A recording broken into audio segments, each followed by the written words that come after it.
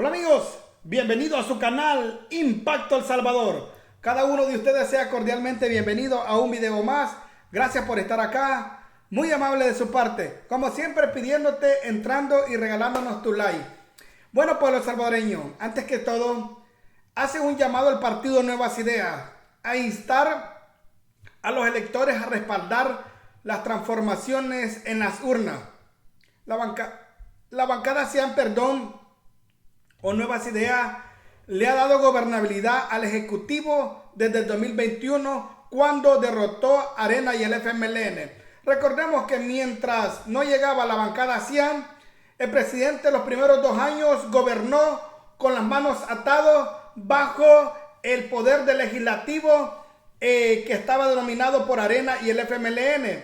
Pues el partido Nuevas Ideas llamó ayer a los salvadoreños a que continúen respaldando las transformaciones que se está teniendo en El Salvador de la mano del presidente de la República, Nayib Bukele. Recordemos que el próximo 4 de febrero vamos a votar por nuestro presidente Nayib Bukele y por nuestros diputados de la bancada SAN, quienes continuarán con la transformación en El Salvador. Recordemos, pueblos salvadoreños, que la bancada SIAM siguió el mandato que le dio el pueblo salvadoreño cuando los eligió, que fue ponerse a la orden, o mejor dicho, acompañar al presidente Bukele en todas las iniciativas que él manda del Ejecutivo y no a dejarlo solo. La bancada SIAM cumplió el mandato del pueblo y lo vamos a recompensar reeligiéndolo en las próximas elecciones. Recordemos que el presidente Nayib Bukele competirá por un nuevo mandato en febrero del próximo año, después de que la Sala de lo Constitucional o de la Corte Suprema dio un fallo en septiembre en 2021 en favor de la reelección presidencial inmediata. La decisión que al final estará en manos de los electores. La administración gubernamental del presidente Nayib Bukele, propiciado, entre otras acciones, un nuevo clima de seguridad pública con el Plan Control Territorial y el régimen de sección, ha recuperado y revitalizado todos los espacios públicos y potenciales en el turismo y expandido las inversiones locales extranjeras. Por eso y por otras cosas más, otros factores positivos, debemos de reelegir la bancada SIAM, ¿verdad? Ya que ha sido fundamental al lado del Ejecutivo. El Legislativo y el Ejecutivo han trabajado mutuamente y se han visto los frutos. Y como dice el dicho, por su fruto los conoceréis. Pero aquí también tenemos las declaraciones del señor acá, de un analista, y esto es lo que piensa de Arena y el FMLN. Parteaguas de discusión, es decir, estamos claros que el mayor logro de este gobierno, del gobierno del presidente Bukele, es la seguridad. 20 extensiones de régimen de excepción y la aspiración, yo digo aspiración, aunque la palabra es el pedido con contundencia de la población, porque esta herramienta que le ha permitido a las comunidades verdaderamente vivir en paz, continúe. Mira, es bueno, más que un logro, es un hito, o sea, un logro histórico de parte del presidente Nayib Bukele. O sea, pasar de ser el país más peligroso del mundo durante muchos años a ser uno de los países más seguros de la región continental, eso se dice fácil, pero es un logro histórico por todas las variables que ello implicaba, porque no solo estábamos frente a un problema delincuencial por sí mismo, es decir, un problema delincuencial generado por problemas de crisis económica, sino que estábamos frente a un complot.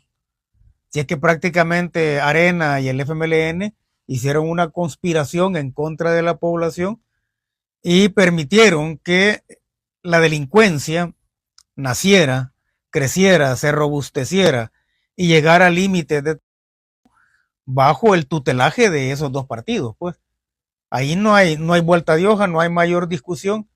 Hay pruebas suficientes para comprobar que hubo toda una conspiración. En estos 30 años que estos dos partidos gobernaron, montaron un estado delincuencial más que un Estado fallido, como le llaman algunos, era un Estado que funcionaba a la perfección para los intereses de ambos partidos.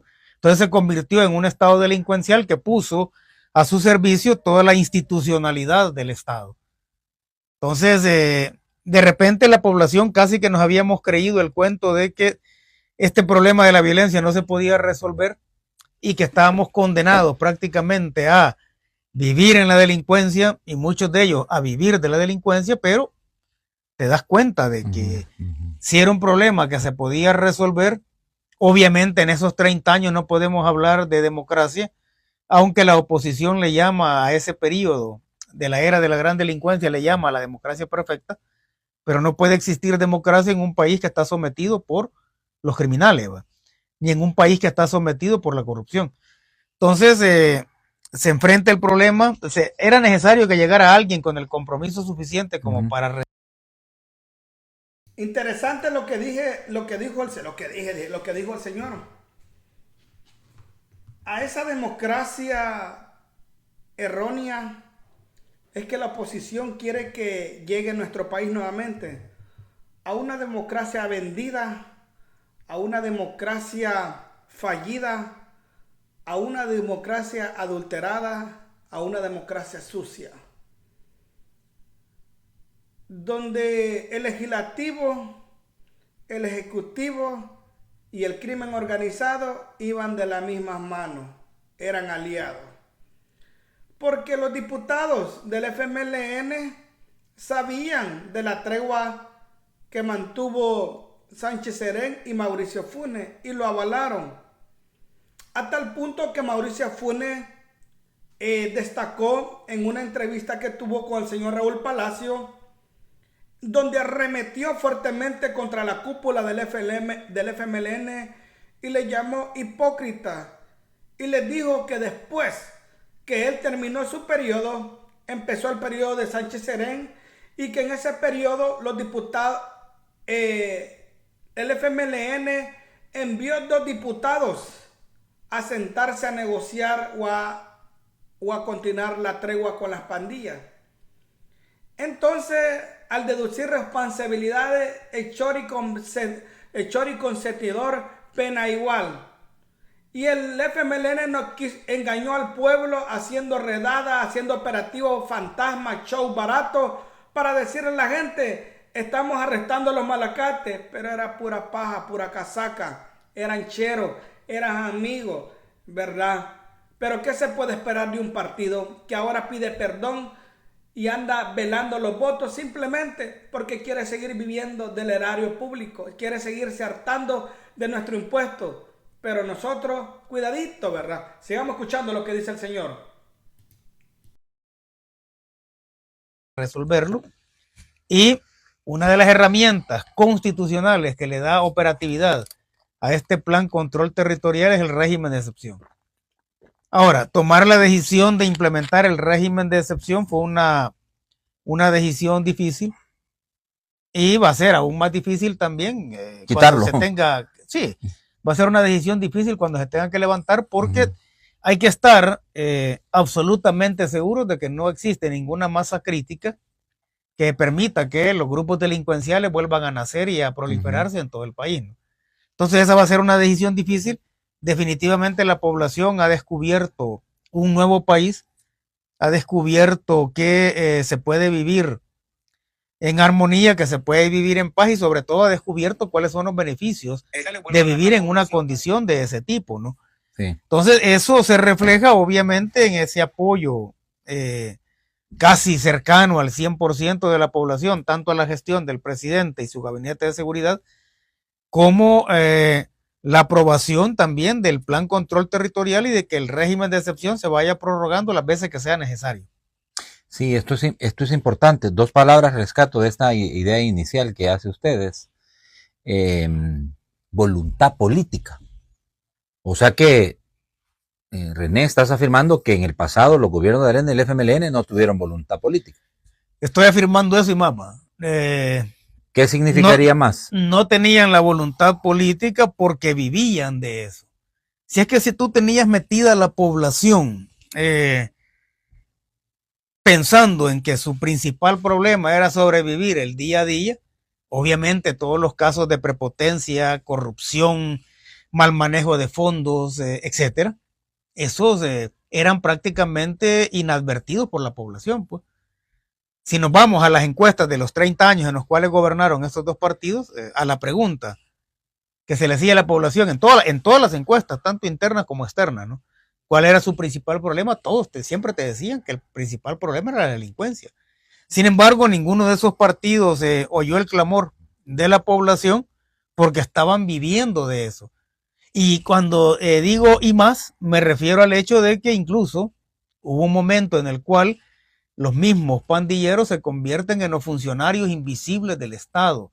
Y eso se da a partir de 2014, ¿verdad? En que los pandilleros se convierten en los funcionarios invisibles del Estado porque, bueno, todos fuimos testigos de negociaciones en las cuales, y de videos en los cuales incluso se les consultaba a ellos cuál ministro de seguridad querían ponernos.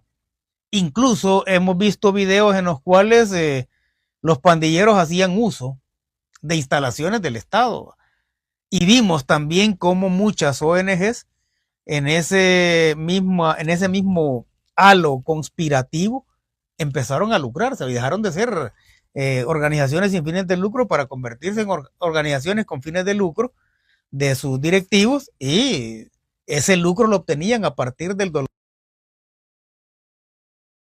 Exacto. Yo vi ese video donde los del FMLN que tanto están llorando, perdón, y que tanto están diciendo que el gobierno liberó al CROC. ¿Por qué no habla el FMLN de eso? Donde le pedían la opinión a las pandillas, y donde los consultaban. Hey, ¿crees que está bueno si ponemos a este como ministro? ¿Crees que está bien si ponemos a este como funcionario? O sea, antes para poner el FMLN un funcionario tenía que llevar la vendemia o la aprobación de las pandillas. Esa es la democracia que quiere que regresemos al FMLN. A la democracia que había que preguntarle a los criminales si estaban de acuerdo o no.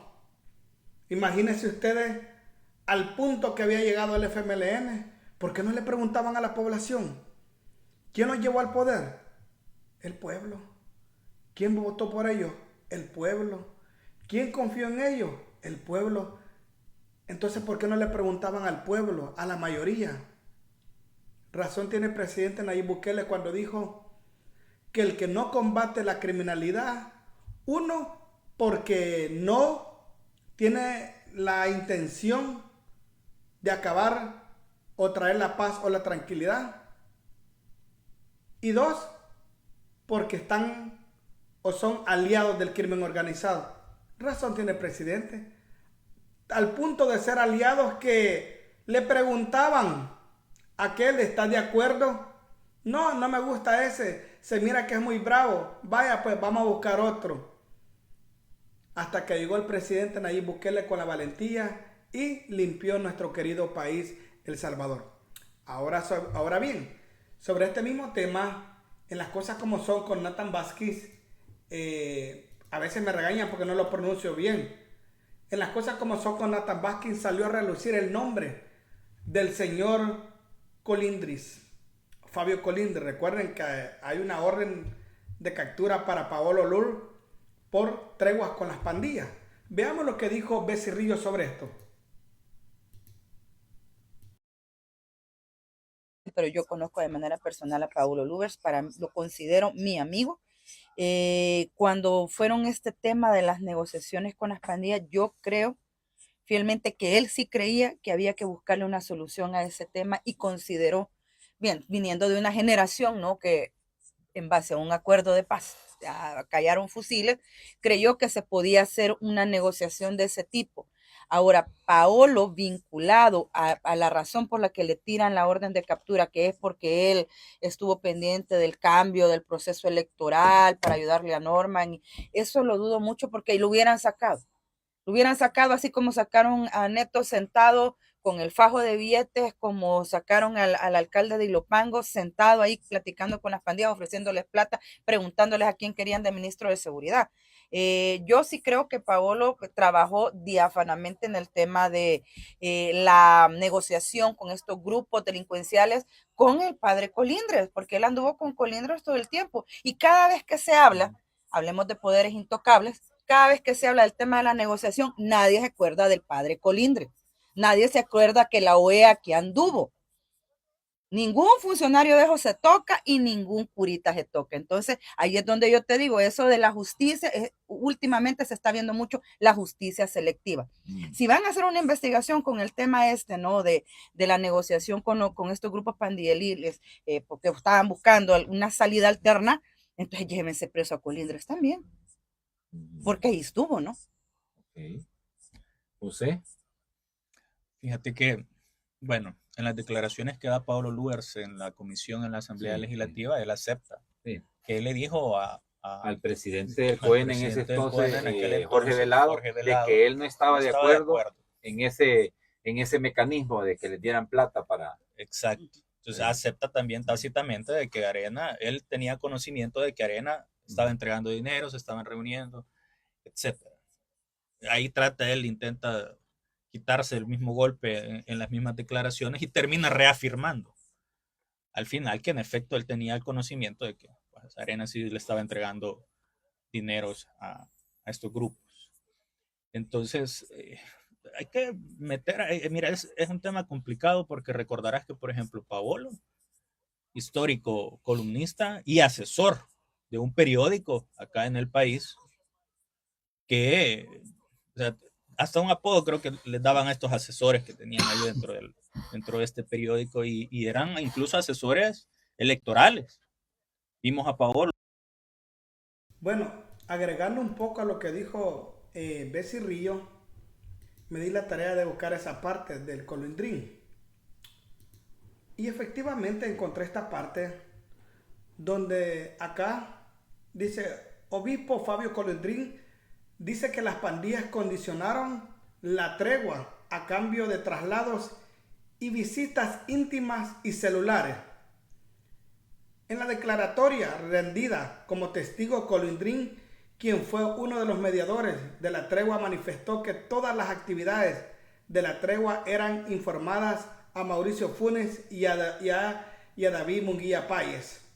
El obispo Fabio Colindrín confirmó que el expresidente Mauricio Funes y el exministro de Justicia de Seguridad David Munguía Páez estaban enterados de todo lo que ocurría con la tregua, ya que junto a Raúl Mijango, como mediadores en ese proceso, le rendían informes.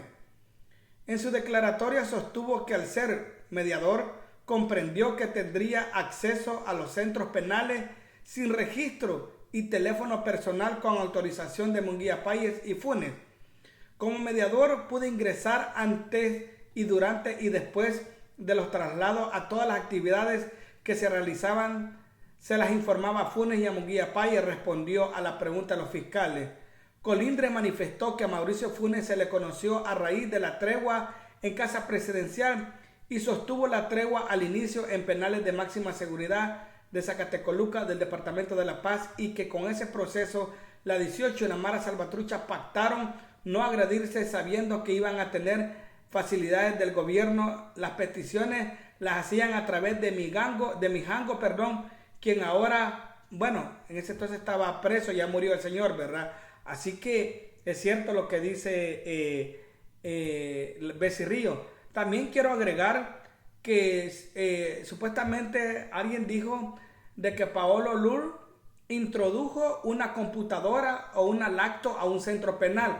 Lo está diciendo el señor Colindrín, que no pasaban por revisión, no los revisaban, pues ellos podían llevar, pues una de dos, podrían llevar órdenes o recados de afuera y también ellos llevar recados o órdenes hacia el exterior. Así que yo creo que le hallo lógica a lo que dice Bessie Río, de que si vamos a llevar de la lengua a uno, también el curita Colindrín tiene que ver porque estuvo en medio de la tregua, ¿verdad? ¿Sí o no? Pero bueno, sigamos escuchando lo que dice. en algunas fotos asesorando a algunos miembros de nuevos partidos políticos chiquitos que ahí están, vea. Que no voy a decir que es nuestro tiempo, pero es nuestro tiempo. Entonces,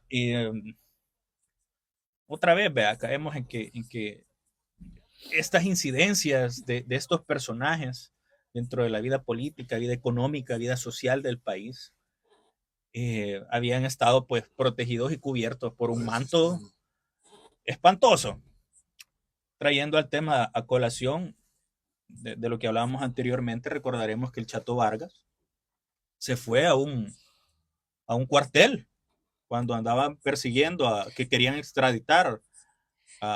He de recordarte que fue en el gobierno de Mauricio Funes que Mauricio Funes le brindó resguardo militar a todo ese cachimbo de asesinos, y cuando el FMLN tenía, de esas cosas por las que yo estoy brava con el FMLN, claro, cuando tenía toda la fuerza y la capacidad de tener afuera a la población civil exigiendo que mandaran a esa gente para España, ¿qué hicieron?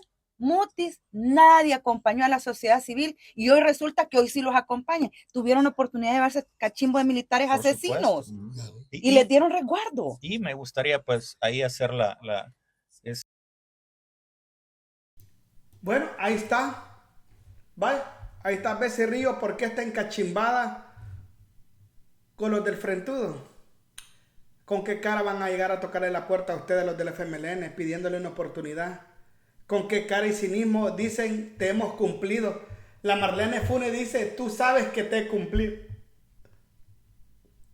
Donde te dicen que hay que el gobierno o el país, perdón, está en peligro y que hay que recuperar al país. No, hombre, si para hipócrita no se estudia, ¿verdad?